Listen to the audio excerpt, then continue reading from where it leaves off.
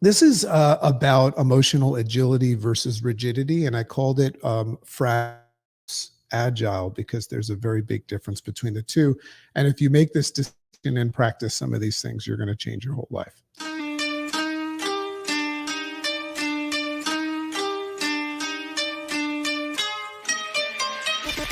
Great morning, world!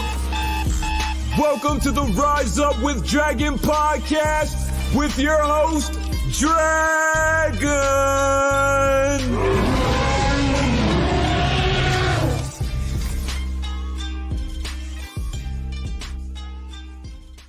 Great morning, world.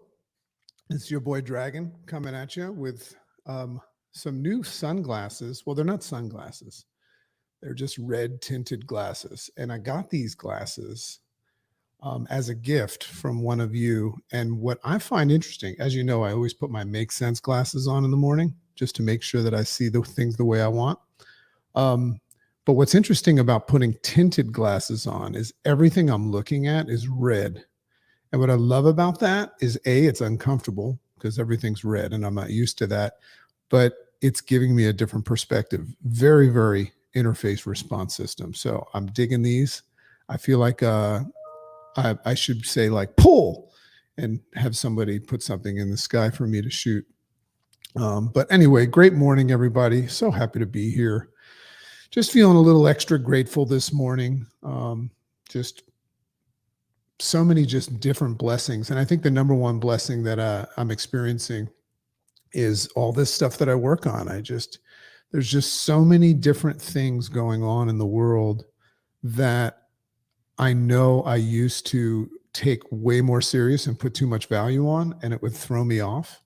And I'm just so grateful for all this work that I've done because I'm just unfuckwithable. You know what I mean? It's like I still feel the feels and I still experience life and receive it immediately the same way. But I just have developed this ability of agility. And that's what we're going to talk about today. Today is about, just identifying whether or not you're fragile or agile. So I've got this new shirt on. This shirt was given to me by one of our listeners named Sue R. We'll just say that. And it says, "Words cannot express how much I don't care." I just want to clarify what that means when I say I don't care. I mean, I care, but what I don't care about is anything that doesn't matter or anything that doesn't support where I'm going. That's a big, big part of my success, but also what I teach in my system is being able to delineate the difference between things that matter and don't, things that we control and that we don't. So that's the concept that Chicken and I practice in our lives of being minimalist. It's not just about our possessions. It's also about the things that we allow in, people that we allow in. We very much enjoy being alone with each other and our family. And we're very, very, very careful about the information and outside in stuff that we consume. So Captain's Log, I don't know if there's any Trek fans out there, but this is a new thing that I like to do on my show, Captain's Log. Just to give you an update, as you know, because I like to practice what I preach, I'll show you a little visual. I started a 90-day journey of committing to, excellence in my life. I just set a bunch of things that, I was going to commit to, and I've been doing it for 21 days now.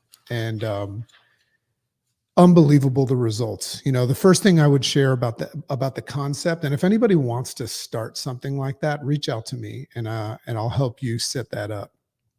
And there's so many other things that you got to put into that. But basically, I've created a baseline of things that support where I want to go with my physical, my mental, and my financial. So on my daily commitment, and some of them are only 5 days a week. Some of them I have weekends off. I even give myself days to screw up in the 90 days. But basically, I've just created a list of things that I know from experience that if I do every day, and they're not hard. Sometimes it's just an hour of my time in a day. But I know that if I do them every day over 90 days, not only will I have a level of success that I don't currently have, But 90 days, that's the science between like 66 and 90 days of repetition is when things start to habituize. They start to become habitual. So one of my big goals is not to just do things to have. The big goal is to no longer know that I'm doing those things, unconsciously competent in those things. So I'm actually building in these habits into my life. If that catches anybody's fancy, reach out to me and I would be more than happy to guide you. Want to give some credit. A lot of what I'm going to read in my journal entry today on agility is from this amazing book that I read called Emotional Agility by Susan David. And just so you know, we reached out to Susan David, and Susan, if you're listening to this, you know this. And Susan's very, very kind. She put me in touch with her assistant, and this is what they do, the big shots. And her assistant gave me this very, very nice, but scripted email that said, well, as you can imagine, Susan is so busy and she doesn't have time to do a 30-minute talk with the dragon. So I just, it's really fun the way I respond to those things, because I just say, yeah, I understand that, but she's still going to be on my show. You can't just tell a dragon to go away. So anyway, I'll let you guys all anticipate and get excited about having this amazing woman on my show. She's just written if you read this book, very, very interface response system. And it led me to the other book that I'm reading right now that I'll pull from today as well. And that is Man's Search for Meaning. And that's by Viktor Frankl. Unbelievable story. I'll hit that in a second. So I want to open up right now. One of the things that I do in my work is I spend a lot of time in observation of human behavior. And one of the observations that I had yesterday, and I know everybody will dig this before I get into the fragile versus agile, is here on the East Coast, which is where Chicken and I are. Yesterday, we were anticipating this hurricane, and it was like the emergency. We're getting texts and the mayor and all these things about storm surges and flooding and all that stuff. So they built it up to be this whole thing. So naturally, I mean, we don't buy into all that stuff, but we're also not stupid. We live right on the water. So we just said, okay, I mean, we're safe, but let's go grocery shopping today, not to supply for a week, but, we've been through Hurricane Sandy. So we bought into it a little bit and we did a little bit of preparation. But what the observation was is that we were a little bit excited about it.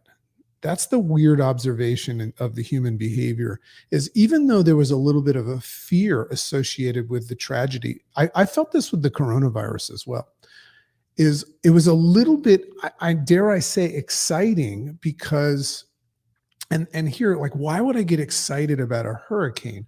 Well, there's the natural, obvious that we were going to stay home and we were going to watch TV and we were just going to chill. Now, the interesting thing about that makes me go, is why would we be excited to just stay home and chill? It was like we were getting a hall pass, right? So we started to build up this whole excitement, like we're going to be stuck at home. We started telling people, we can't do this. We have to cancel this. We can't do that. So I started to notice that we were relinquishing ourselves from responsibility because of this.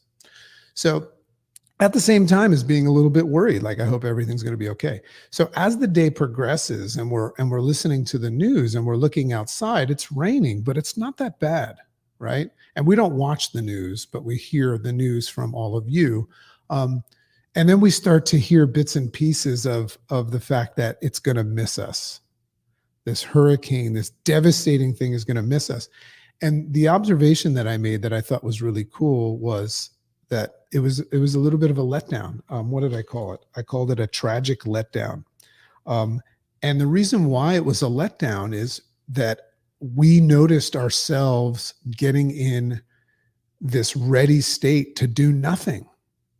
And then when it went away, what was highlighted is that we had no excuse to do nothing anymore. And it kind of unveiled this, hey, just another day. In fact, there were people walking outside, you know what I mean? So just an interesting observation, how we as humans And it's an unconscious thing. It's part of our knee-jerk reaction. We have this tendency of getting excited about tragedy, getting excited about struggle. And I know that that's hard for some people to understand. But the reason why it's somewhat exciting is because of the way it releases you from responsibility of other things. Like when you set goals in the morning to go kick ass, it's very inconvenient. It's very hard. I'll give you an example. Like if, I ride the Peloton at like 5 or 6 in the morning, and I love what it does for me, but it's very, very hard. If I got to the Peloton and the bike wasn't working because like the electricity was off or something, to a certain degree, I'd be excited about that. If I had a scary call with somebody that I was nervous to speak with, or a talk that was scaring me or something like that, and it got canceled, to a certain degree, I would be excited about being relieved from that responsibility. So why am I sharing that with you? Because we're all human beings, and that's an interesting thing. And then the only other thing I would say on that is be on the lookout for, and this is where procrastination lives and distraction. Be on the lookout for creating reasons why you can't go and follow through, creating hall passes and escape routes from your desired outcome and the things that you've chosen to do, the action steps to support it. Sometimes it's not a hurricane. Sometimes it's not an act of God. It's an act of man that we create on our own to let us off of responsibility. So, right? Okay. So this is about emotional agility versus rigidity. And I called it Agile because there's a very big difference between the two. And if you make this decision and practice some of these things, you're going to change your whole life. So in his book, and I told you about this, Man's Search for Meaning, author Viktor Frankl, unbelievable story. He was a psychiatrist who actually survived and I know his story, but I'm reading his book for the first time. He survived the Nazi death camps. And I mean, just imagine like surviving that, seeing all that stuff. And first of all, surviving, what would it be like on the other side of surviving it? But then he actually went on to write this book on leading people to a more meaningful life, possessing more potential and fulfillment. Like, how does somebody that goes through such a tragedy decide to go out and let go of that and make something good of it? It makes sense that somebody would do that, but how do they accomplish that? So here's one of the things that he states in his book, and also Susan David in her book, Emotional Agility, talks about this is how I found his book. He says that this is really cool. So he says that in between stimulus, so think interface response system now, in between the thing that happens, the happening, the stimulus, and your response, there's a space in between the thing that happens and your response. There's a space. And in that space is where our power to choose our response lives. Think about that for a second. Now, if you don't know that there's a space in between stimulus and response, then you think that a response happens automatically from a stimulus. Now, if somebody like shoots something at me or throws something at me, that's when that comes in handy. But wouldn't you agree that one of the biggest problems, including our ability to be distracted, is the fact that we allow that automatic response to occur without taking advantage of that space? Now, that's where the win is. That's the whole concept of the interface response system. It's where we have the power to choose. So in that response lies our growth and freedom. So if you're seeking growth and freedom, that's probably where you want to take a look today. And that's the whole concept of just taking a little bit of a stall, a power of a pause. So this moved and empowered me in so many ways when I heard him put it like that. I've never heard anybody speak like that. So not as something that something new, this is not something new, but I don't think there is nothing new, right? There's just people like Viktor Frankl, maybe me, Susan David, or maybe you, that has the ability to explain something in a way that we've never heard it explained but we already knew about it, but then all of a sudden it resonates. So that's what I hope for you. So it's not something new, because obviously this is the primary topic that I speak about all the time with the interface response system work that I'm doing. By the way, the book is in full gear right now. Very excited about that. So, but hearing it from a man that survived something tragic and referred to this tragedy as a death camp makes me truly embrace the difference between agile and rigid. So those are the two words that I want you to differentiate. Now, I used a cute word, fragile, right?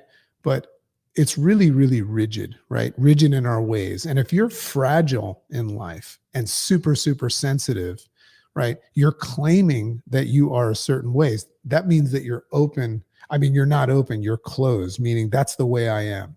When sometimes we put an exclamation point when we describe ourselves. We say, I am fragile, right? So the difference between that and agile is being open, right? So this is typically referenced, and I speak a lot about this, the difference between being closed and open. You know, Jim Dethmer talks about being above or below the line. There's so many different ways of explaining the difference between being agile and fragile. So I'm reminded that when we're closed, meaning, and here's a way of you knowing that you're closed. You claim that you're right. Right? When you claim that you're right, you're closed.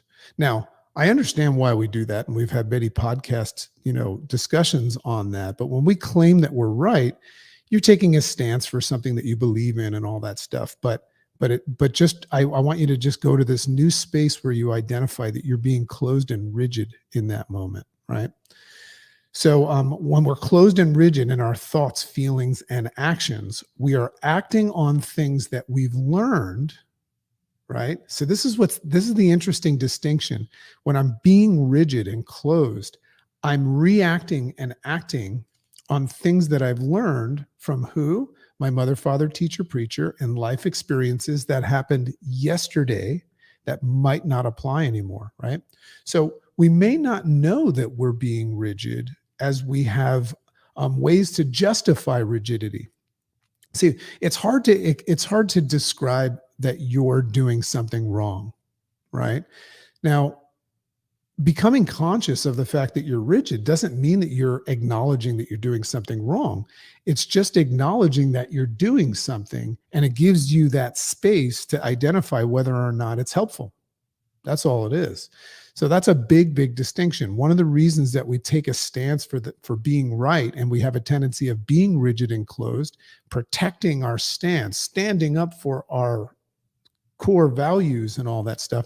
The reason why we do that is we don't want to admit that we might be wrong. I mean, how does that feel when you find out that you're wrong? So I understand why we're doing it. However, in the interface response system, I'm just trying to offer you a different perspective that might be exactly why you're not moving forward, because you're not open to anything else. And that's that space that Viktor Frankl was talking about. So we might not know that we're being rigid, as we have ways to justify rigidity by claiming that we're right and choosing to stand by our rightness. Do you have a tendency in a rigid fashion of standing by your rightness? Well, I forgive you, for you know not what you do. But the only thing I would invite you to do is just check and see if that's working for you, right? Some of the time, this is very dangerous, when somebody claims that they know what they're doing, but they have no results that are coming from it. What I want to say is, how's that working out for you? And then what they'll do is they'll defend that the results haven't come yet. And you can't get in the way of that, because hard work over time with consistency is where results come from. But we waste a lot of this impermanent time we have in life being right. So I love this idea that human beings, claim that they're right. So, however, when we make a conscious decision, so if I make a conscious decision to grow, I'm going to grow. Today I start my new life and expand. Our degree of rigidity and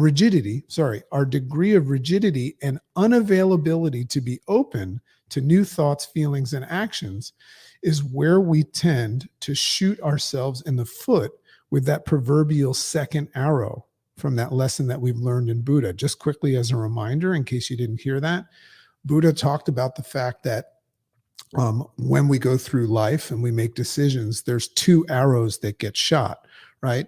The first arrow is the unavoidable arrow. And that is the arrow that is the feeling that we have when we interact and interface with things. So, if somebody says something mean to you, the first arrow is you don't feel good about it. If you try something and fail, the first arrow is that feeling of failure and all that stuff. Can't avoid that because all human beings feel. And that's why we have to just learn how to be okay with recognizing that thoughts and feelings are just thoughts and feelings. They don't necessarily mean that they are you. Now, the moment that you actually give value, right, and then decide to be rigid or anything like that, that's a conscious decision that you can avoid.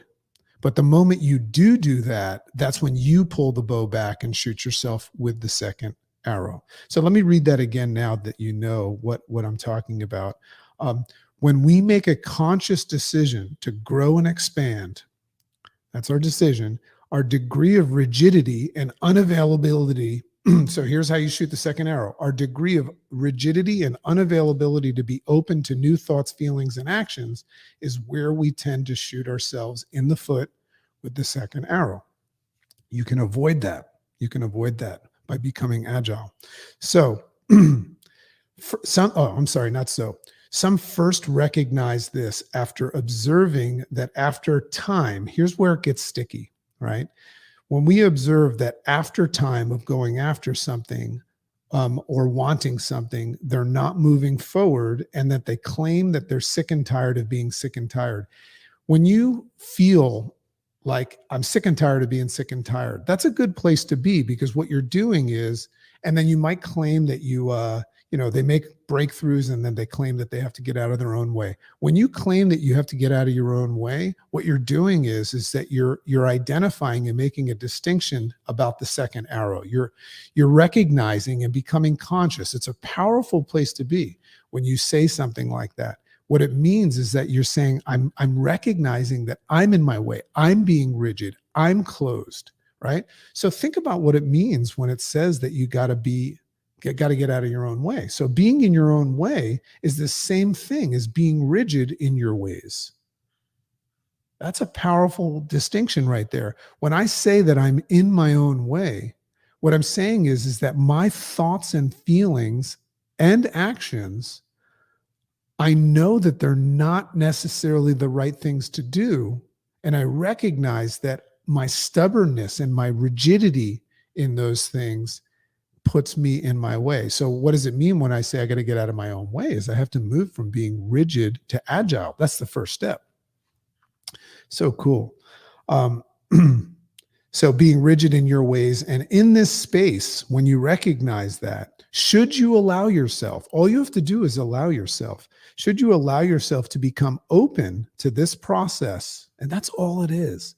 It's just giving yourself a little bit of an ability to become open to this process that's going on. It's happening right in front of your eyes. You can make an actual choice, radically accept and make an actual choice that supports growth. Perhaps you need to get out of your own way.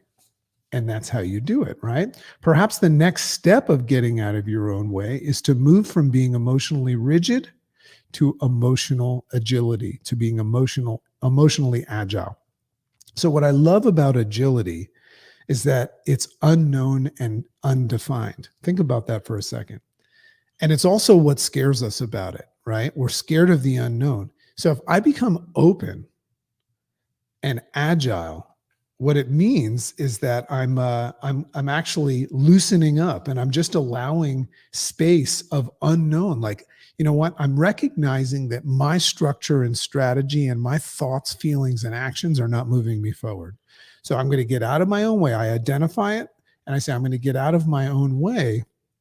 And what happens in that space is unknown, right? Because if you release from your known and move into this space where you become open to the unknown, it's potentially scary, but that's what I like about it. I like the unknown and the discovery component because that's what growth is all about. Think about it. How can you grow in the known? Everything they say about growth is it's outside of the comfort zone. It's outside of the known. It's abnormal, right? It's inconvenient. It's unknown. Isn't that interesting? They're not ordinary people. They're extraordinary people. So when you say extra, you have to move into this space where you're just like, I don't know. So in Buddhism, they talk about this place called no man's land. And in no man's land, we recognize that we're neither here nor there. So one of the things that I love to do in practice is when somebody asks me a question, because I like to put the cape on and be a hero. When somebody asks me a question, even if I know it, I catch myself being rigid in my superhero cape and the idea that I know, and I just give me a little bit of space to see if I actually know. And you know what happens sometimes is I find out that I wasn't right. Have you ever found out that something that you thought was 100% true wasn't right? I mean, we have Google now to check that out, but if you're rigid, you won't even believe Google. You'll say Google's wrong. So agility means to simply loosen up and just allow space, perhaps for a few more vantage points on the happening other than yours. So I wrote this down here. This was just a side note. I said, it's agility that promotes ability. Here's what it is. You might want to write this down. It's actually agility. It's emotional agility that promotes the ability to leverage your success. So a lot of us are working. Do the work, do the hard work, just do the work, right? But if you're rigid in thinking that what you're doing, those action steps are the right, most effective, high leverage work, well, then that's not a structure that's going to work. So if you're agile about it and you learn and you're open to, and I recommend that if you want something, find somebody that has it and do what they've done, or at least look into it rather than what you think. Isn't that a fun phenomenon? I see people trying to find success their own way, right? I mean, it's okay to take your own path, but why would you use things different than what work? So as a reminder, it's who you are that determines how well what you do works. So if you are an agile person and you're open to learning things that actually work, and then you do those things, who you are determines how well what you do works. Well, then you're going to have the haves. You're going to have everything that you ever desired. So the IRS is all about helping people. The interface response system is all about helping people create a better and more efficient future state supportive system to allow for growth, staying on track, and a better life experience. So think about how valuable that would be if you could learn a system, which is really it's simple, and I'll give you a couple of nuggets at the end, that would help you stay on track and enjoy life more, have more success, shorter time in this impermanence. Love, love, love, love, love that. So the thing is that it requires a certain level of agility, and that's the premise of this. So in her book, and this is Susan David, in her book, Emotional Agility, she does a wonderful job of both unveiling this hidden secret. It's a hidden secret because if you're unconscious to the fact that you go in and out of being agile or rigid, that's why it's a hidden secret. But it's not a hidden secret for you anymore because you can actually question yourself. Am I being agile or rigid right now? You could actually partner up with somebody and give each other permission to call each other out. Say, I'm sensing a little rigidity right now. So it's a hidden secret as well in her book, as she's giving us fantastic tools to practice being agile and managing our emotions. Now, that's what you'll get out of that book. I highly recommend that book. And when she comes on our show, she'll talk about it. So remember, if we look upstream at the true cause of most of our struggle, get this, upstream, the true cause, we always want to go after the cause. The true cause of our struggle is most likely emotional mismanagement, right? And what that means is our inability to react and manage our emotions in reaction to, and that's the response system in reaction to things. So what we need to do is practice becoming agile. So that's what her book does. And maybe you'll be motivated to do it right now. And my book has some practice techniques as well. But by practicing being agile, what we're doing is we're learning to manage the mismanagement of our emotions and allow a greater level of success to manifest. Think about that. All you're really doing is allowing a better management of mismanagement. That's it. It's just like a little tightening of a bolt here, a tweak of this, a tweak of that, and all of a sudden you're doing a better job of managing your emotions and everything changes. Now, I reference very, very often the amazing author Gay Hendricks, who wrote The Big Leap. And one of the things that he says, here it is again, somebody taking the same concept and just really, really explaining it in a cool way. In The Big Leap, he says that it allows us to give ourselves a raise. So when you become agile, right, and open, what that means is before you screw things up, that's the space Viktor Frankl talks about.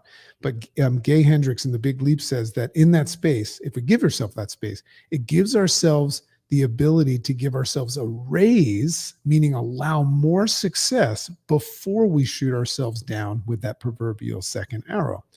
So just a couple of quick references that I've spoken about very, very often on my podcast, and it'll be well defined in the book, but just to make a reference right now of some of the tools that I use to practice. It's not easy to, listen, we've got like a 10, 20,000 year old body and program running here. So you have to practice this stuff because we're always leaning towards just a knee-jerk reaction, right?